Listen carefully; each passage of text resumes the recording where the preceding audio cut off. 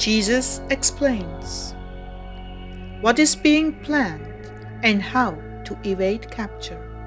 Rely on me alone. April 10th, 2016. Words from Jesus through Sister Clare. Spoken by Jackie.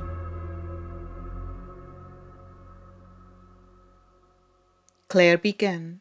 May the Lord give us courage and hope, Heartdwellers. I began tonight's prayer with, Jesus, there is so much I want to understand, but mostly I want to hear what you want to talk about. Jesus began, very well then, let's discuss war, famine, and pestilence in this country, the horses of the apocalypse. Famine, deliberately engineered, is coming. Disease, deliberately engineered, is coming. Much death and destruction is looming over this nation. I've not yet allowed it to touch down, but everyone has a sense that it is coming. Not many understand it is the sins of this nation that will bring it down.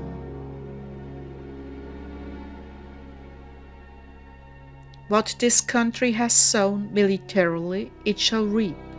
Instability, famine, fear, atrocities, all these things are waiting in the wings to be turned loose on this nation. I've warned people for years upon years upon years, and only because my mercy has delayed it, I've not been taken seriously by the general population, so eaten up with greed and accumulating goods are they, even those who call themselves my own.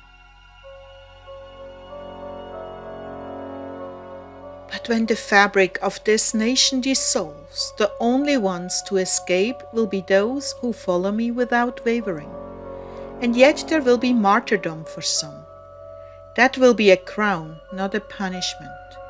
For a while after the devastation hits, there will be unprecedented conversions until the government can regroup and begin the regime of the Antichrist.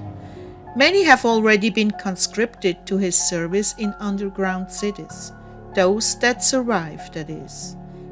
Many have also been trained and readied for induction, and it is just a matter of time before they swing into action.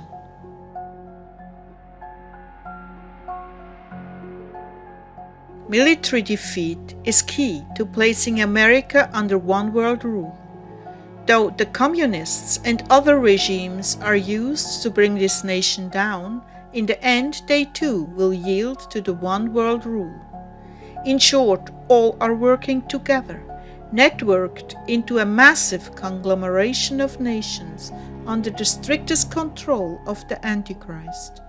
As things become more organized and young adults are enthusiastically offering their lives to the world government, things will become tighter and stricter, and more difficult to slip through unnoticed.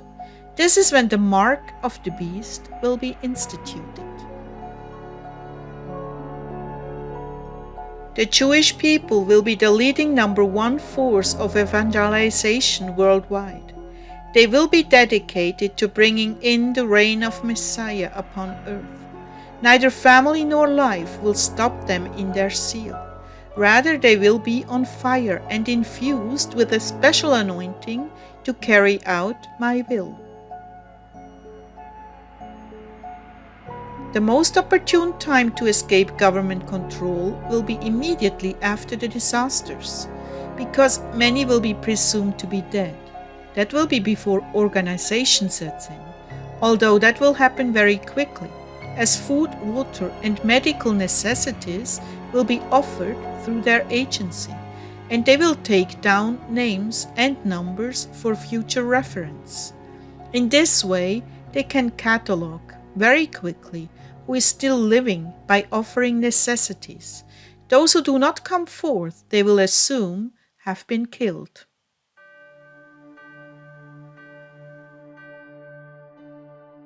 They are relying on people's vulnerabilities for them to come forward for aid. Those who have no need for that will more easily escape being brought in captive. In fact, many places that are feeding stations, people will be detained and placed in holding facilities. At first, this will look like benevolence on the part of the government, when in fact it is merely a way to dispose of them. Do not, under any circumstances, go forward for aid.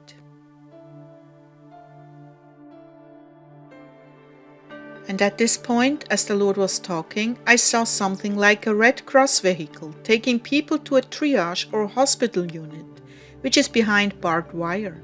The people thought they were getting medical treatment, but they will actually be incarcerated until their fate is decided. Oh Lord, this is heavy, dark stuff, so heavy and so dark. I know, but I'm forewarning you who will listen here. I'm telling what is planned for those who find themselves left behind. The only way to escape at this point is to rely totally on me for healing and food. One good rule of thumb: eat what the wildlife eat. Watch where the birds and bees, if you can find any, go for water. Many will lose a great deal of weight living on a foraging diet. But there will be times when I will miraculously intervene and provide food when there is no hope for food.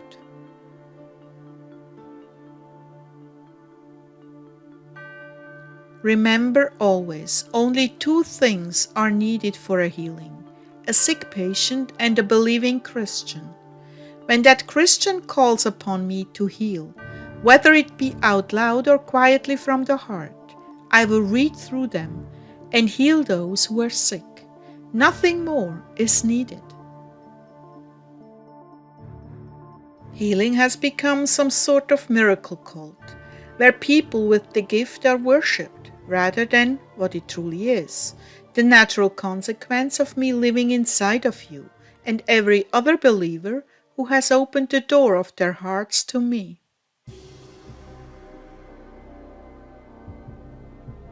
A word to the wise: children will betray parents, parents will betray children.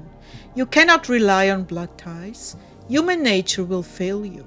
There will be so much fear and betrayal that no one can be trusted unless I personally impart the witness to you that they are for real. As was done in one country, men with machine guns crashed through a church service and declared, "All of you who are Christians, line up against that wall. The rest of you are free to go." More than half of the congregation left. Then the men put their guns down and said, "Good, now let's have church." Yes, it will be very much like that, except out in the wilderness, not in churches, which will be seized by the government and taken over for their own purposes.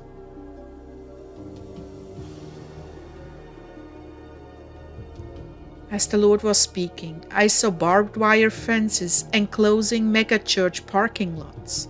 But the wire was on the inside, and it was obvious that those inside were captive.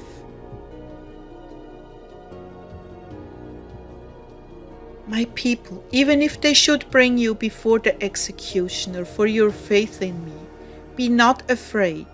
In seconds, I will embrace you for eternity. Mercy will surround and anesthetize you in those last moments. Supernatural peace will also engulf you as you are led forth to execution.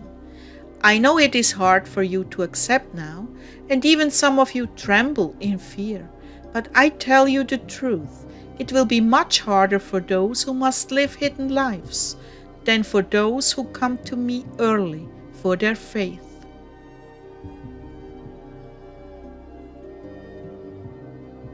In any case, I will be at your right hand and waiting for you to join me in eternity, where I have joy eternal planned for you, and you will forever be joined to me.